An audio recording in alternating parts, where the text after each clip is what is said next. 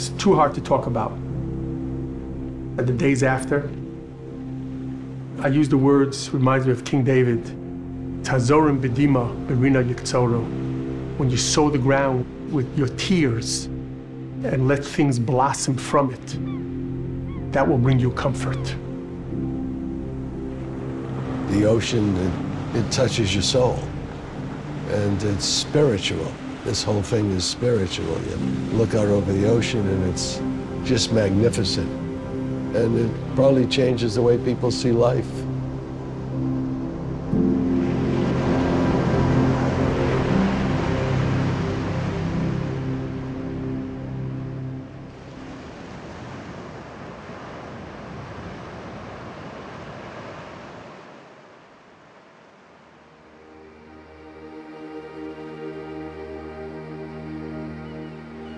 I love everything about this place. It's a quintessential town.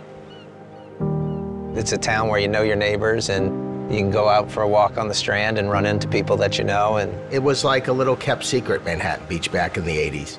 People that live here know about the quality of life, the beach life. It's just special, it's unique. Everybody falls in love with Manhattan Beach. You know, when I first showed up here, I drove down Manhattan Beach Boulevard, and coming over the top of the hill, I think one of the first things I saw was the pier and the aquarium. And I said to myself, oh my God, this is what California looked like in the movies. I haven't left since. We talk about the pier, and we always say the pier, but what we're really saying is the Roundhouse, because there's a lot of communities with a pier, but there's only one Roundhouse. It's our Eiffel Tower. So to me, it's really the main icon, the main symbol of Manhattan Beach. I think the pier and the Roundhouse personify Manhattan Beach. It is the postcard shot, you know, with the palm trees in the forefront. The pier was a very undesirable place in the 1970s. There were some motorcycle gangs that had taken it over, and the fishermen that were out there would throw the fish on the floor and the walls of the Roundhouse. It was open, but it was unoccupied. The place stunk. There were some people who saw it as a good place to teach about the ocean and the environment. And one of them was a teacher at the local grade school. She was the one who came up with this concept of teaching about the ocean and the environment to kids all over Los Angeles County. My kids are in their 20s now, but we spent many a Saturday, Sunday at the Roundhouse when they were little. You know, they really got an education of what goes on out there. From a very early age, we used to bring our kids to the touch tanks at the end of the pier where they could touch fish, play with starfish, and learn about the ocean environment. We would travel down the pier to the Roundhouse. The kids especially loved, you know, the touch tank because that's hands-on, and they would have someone from the class, a boy and a girl, kiss the sea cucumber. And when it was Harrison's year, he was the boy that kissed the sea cucumber. Harrison loved the water. He grew up on the water and spent many, many weekends or weeks in Catalina at the Isthmus. You couldn't get him out of the water. And I remember when Harrison was just born, there was a tremendous sparkle in his eye. I remember seeing him just around town. It was always, you know, a big smile. And it was always, even as a kid, he was a very joyous kid. He absolutely loved fishing. He was always on the water. Really, his whole life was spent in this town, whether it was going to the beach or going to the Roundhouse as a kid. Harrison loved that place. He would want to go there all the time, I mean, when he was a little kid. He was just enamored with sea life. He just absolutely loved it. Special guy, a renegade, just living on the beach and at the beach was so special to him. When I think of Harrison, I think of a complicated boy who turned into a man. He was a leader. He was interested in everything. He was inquisitive. He felt at times rules didn't really apply to Harrison. I loved that Harrison was very passionate. I loved our conversations. I especially remember while he was in China, he would call me regularly to check in and saying, "Hi, Mom, I love you. How are you? What are you doing?" I was away working with my team in London. We were all getting ready, and I got a phone call. You know, I think an hour later figured out what I needed to do, which was come home.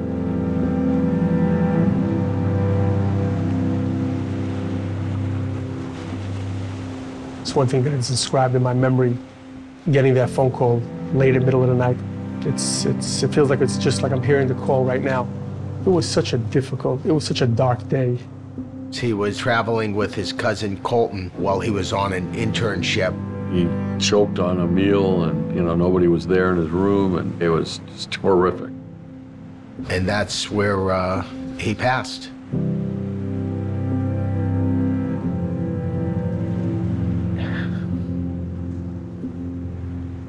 It was disbelief, it was unbelievable, it was, oh God, how could you do this? Felt like any other parent would feel. In complete disbelief, the world's coming to an end. Your life will never be the same. It wasn't just my family that was suffering. Whenever a tragedy hits so close to home, it ripples through the community, and everybody they feel it. When I got home, days after the tragedy, it was, what are we going to do to make a difference? Within 4 or 5 days, we had set up the Harrison Greenberg Foundation, and we got a tremendous amount of support. We quickly received close to $250,000. It touched the community. A local boy passing at a young age. So we went in search of what to do. Robin and I have worked together for, 18 years. And we came up with the idea that let's talk to the Roundhouse, because it was really in need of renovation. It was dilapidated, it was dated. The aquarium was really starting to show its age. The marine environment is very harsh on building materials. The floors and walls were starting to fall apart. Metal was corroding. Algae was growing everywhere. It really needed to be upgraded. And the way they chiefly obtained their funds were from small donations, dollar bills, coins put into the trough. And that was their principal revenue base to do any sort of maintenance and upgrades. So I met with them literally 5 days after Harrison passed away. My first meeting, it was with Lynn Gross, and she thought that I wanted to maybe donate a new tank. A month or so later, we had a meeting at my office, and I think at some point I said, what about a new aquarium? Why just some Band-Aids? Why a new tank? I think the room went quiet. There was probably some panic. It's like coming into somebody's backyard and saying, your pool needs some repairs, but we're gonna gut the entire yard. And we're gonna bring in all new hardscape. Everything's gonna be brand new. And maybe they were thinking, well, we don't necessarily want that. But I saw it, I really did. Everybody realized this was going to be good for the community, but no one believed it could be done. Everybody said, oh, this is a 5-year project. You'll never get it done. I really was lost, but I called Grant up. Said he had an idea, and I thought his idea was spectacular. I also thought it was going to be incredibly challenging. Public-private partnership of the nature he was talking about hasn't been done before. This would be a challenge, but one that I'd be willing to try to help him with. And on April 11th, I met with Michael Greenberg and Wendy. That was the beginning of the beautification project.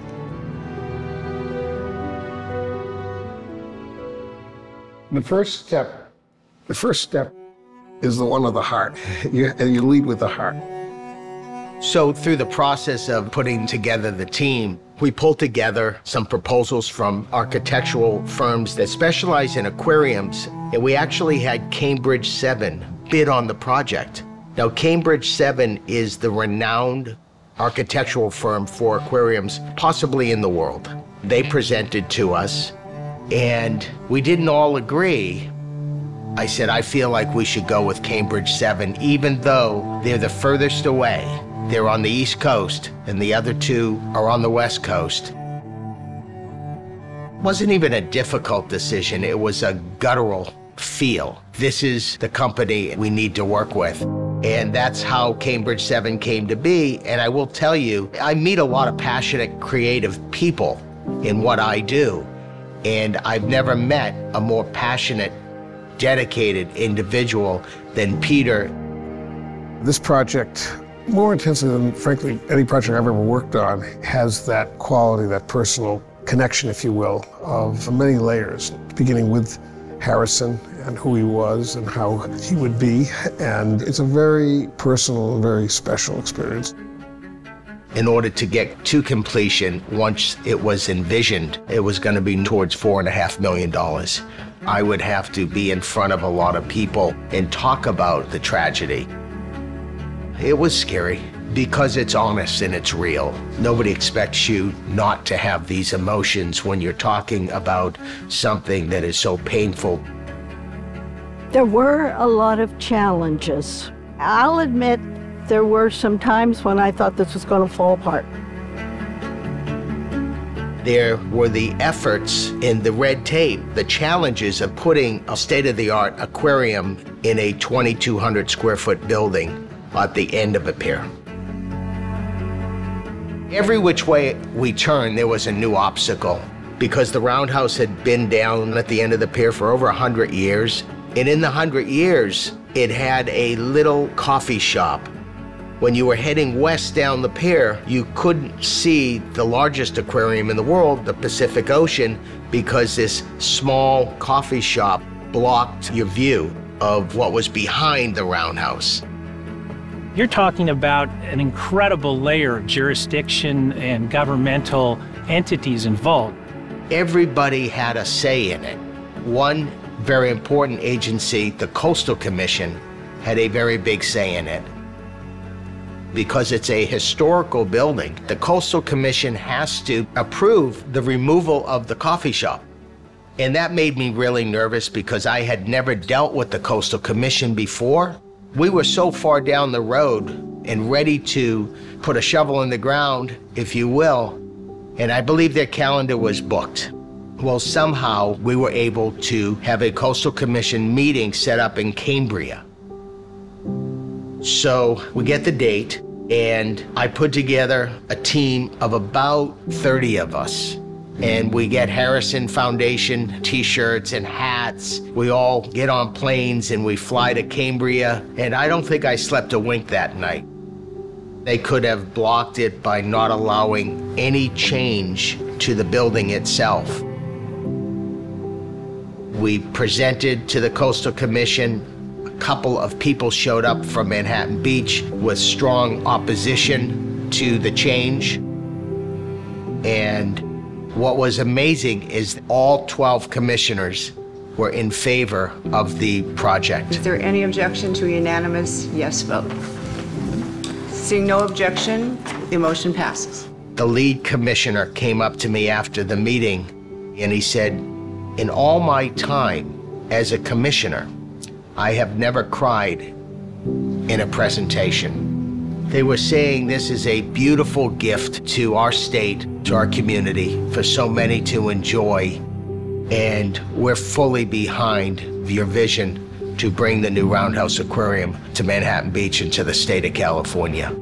Through jumping over many hurdles, we're able to get the certificate of occupancy to open. We're really lucky that Michael had the vision he had and made it happen.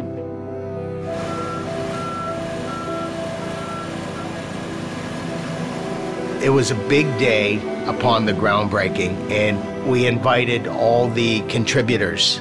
This is the largest public-private venture in recent history in Manhattan Beach. And I knew when we put the shovels in that mock sandbox that we were off to the races.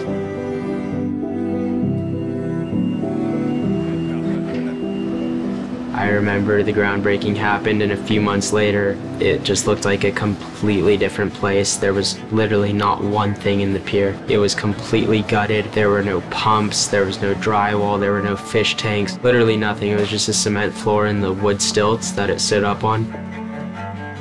Once the construction started, they had to get the entire inside of the building, essentially build the interior from scratch. We went about it as how are we going to get all of what we envision into this roundhouse? And is it possible? We had to develop a temporary facility so that animals could move out.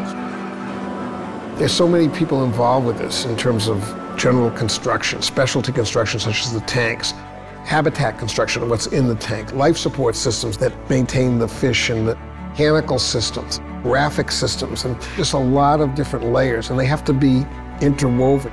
You're dealing with something on a very intimate, small level. It's extremely tight. Every inch counts.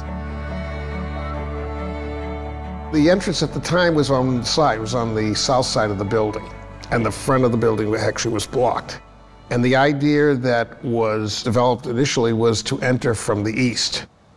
And then what we did with that is to allow that experience like a great house. You know, you come in and you can look right through the house to the meadows and to the mountains and to the sea. That's what we did. And so you come into this building and immediately the space pops up because you have this large open space. And then it goes down because there's a mezzanine above it. And then it pops up again. But the driving force is this march to the sea.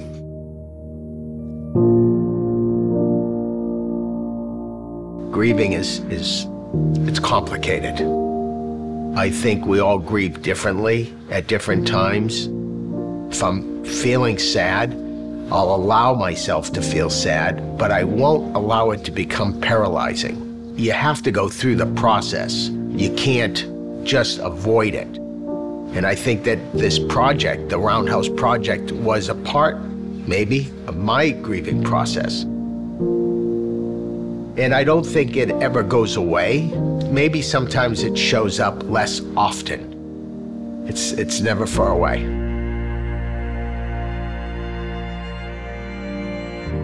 Through my eyes, Harrison had a spunk to himself.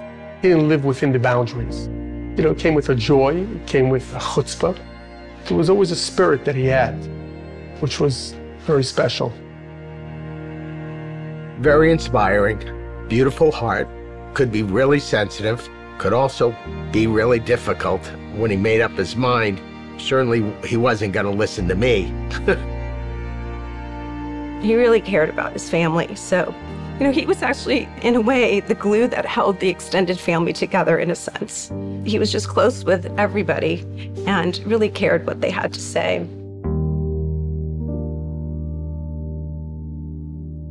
We thought about having a medallion put in the center of the roundhouse in honor of Harrison.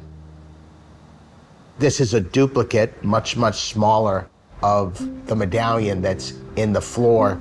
It says, dedicated to Harrison Greenberg, whose love of the ocean drove his interests.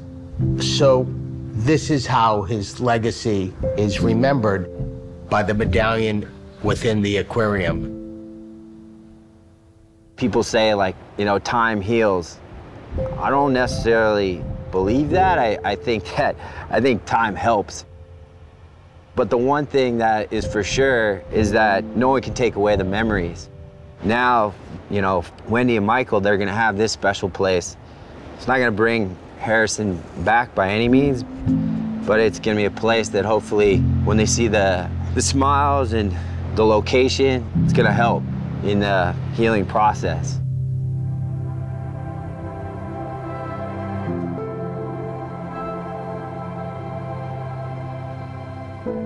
We are here to celebrate our Pier and Roundhouse and Harrison Greenberg and the many contributions of the family and others to make this happen. And so today we have the new aquarium at the end of the pier in Manhattan Beach. You know, even though Harrison passed at a young age, he got to accomplish so much. Because of him, I wanted to do something special in his honor. We remember Harrison and all that he brought to our lives. And today we can celebrate this wonderful new Manhattan Beach Roundhouse.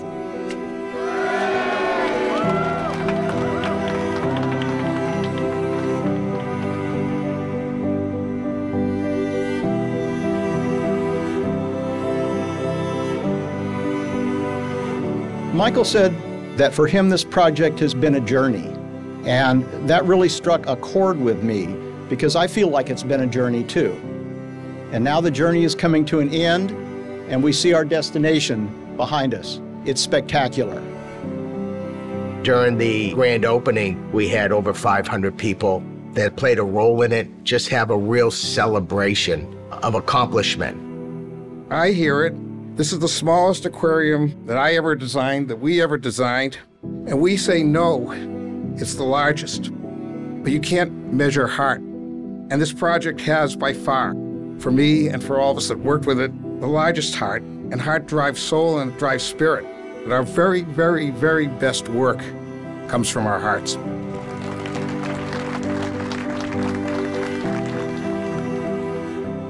When the project was completed, I thought that there was really no better way to memorialize Harrison than with the Roundhouse.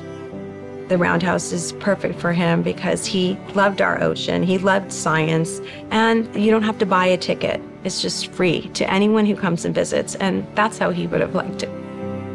We added a lot of square footage. Everything is brand new. Everything's state-of-the-art. The teaching center, the jellyfish tank, the floor. It has every element that a world-class aquarium has in terms of, I think this is a world-class aquarium. It's just incredible what Cambridge 7 was able to fit into this tiny little round building.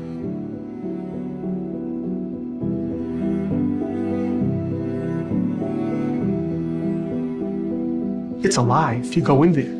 It's beautiful. But it's not just for the Manhattan Beach, Hermosa, Redondo community that gets to experience the water every day. Their involvement is with children from the inner communities.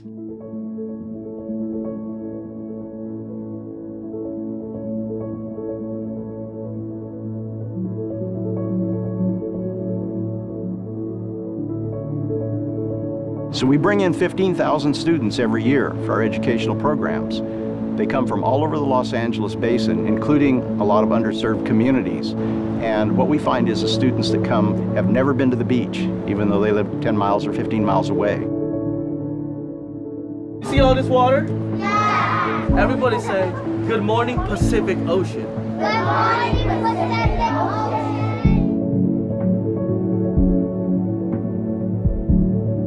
We all get together as a group and we talk about the animals that they saw and what ocean habitat they come from. All of these animals are related to each other. What? They are in this big group of animals called echinoderms. The kids get to touch things and they'd even kiss one of those really slimy friends too.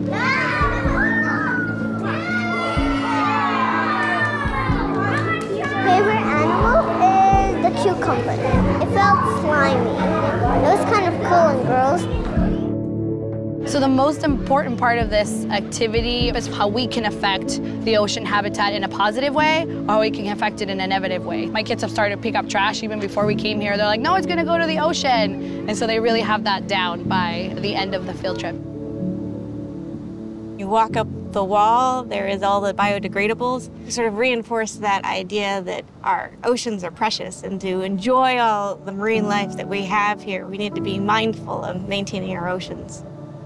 It's great to have something the community can rally around like that, and something tangible, you know, that we can leave behind and for others to enjoy. And we're really, really happy to be a part of it.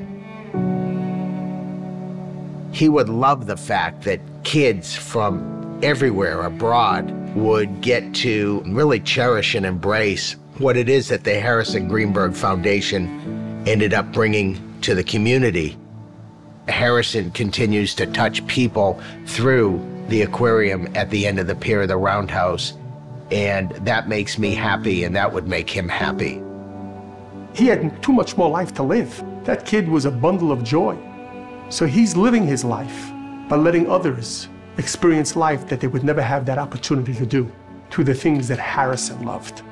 And that's the point. Harrison loved it, so his love he's sharing with others.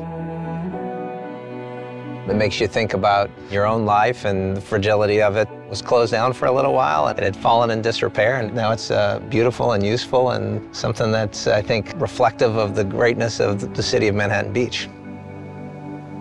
This project is not over. We can't lose sight of the fact that the Roundhouse is on top of a concrete structure sitting just above the ocean, and the elements are corrosive. I know that I will always want to visit the Roundhouse in the condition it's in now. And I'm going to do everything I can do, as long as I'm around, to protect it. You know, the Roundhouse is his new home, and he can offer it to so many people in his name. People will be here to come for years and enjoy and learn. You know, every few days since the opening, I visit the Roundhouse, and I see the faces of the people that are passing through, and the kids, and they're in awe, and they're looking at the fish tanks. They're holding mommy or daddy's hand. And it's rewarding. Because of a tragedy, there became this opportunity to give back and inspire so many others for generations to come. And when I see their faces light up, it brings joy to me. It's just a marvelous thing to take what is such an incredible tragedy and turn it into such an incredible community, a source of pride. With tears, with joy, you will harp the benefits. Tragedies happen. We cry. Don't let the tears just go nowhere. Use the power of those tears to transform, to see the ground for growth, for new opportunity. Doesn't underestimate or wash away the pain. Through it, you will find your comfort. Through it, you will find your joy and celebration. I think it's a great legacy for a boy who loved the sea. I love you, Harrison, to the moon and back. You will be forever in my heart and never be forgotten. He was absolutely a fish. I mean, he lived for the water. It's an inspiration to him. Everybody will know that Harrison Greenberg loved the ocean, and that his gift to the city and to the whole of LA is to have this wonderful aquarium that now is world class. I mean, you can't get better than that. So the spirit of Harrison lives within, because it would not exist if not. So when a child walks in that never experienced what lies beneath the water and learns about the great mighty sea, how we must take care of our environment, and to educate and to inspire the love for the ocean, that's Harrison. So that's Harrison smiling, that's Harrison there. It's not just the medallion on the floor, it's all over. It's the spirit of him. He was away from home, you know, his last year of life. He came back, and I'm driving him, and it was nighttime, and he was so happy to be in Manhattan Beach. He says, we gotta pull over. We pull over. He gets out of the car, and he looks out, and we're right on Manhattan Beach Boulevard. He looks out onto the pier, and he says, oh my God, I'm home.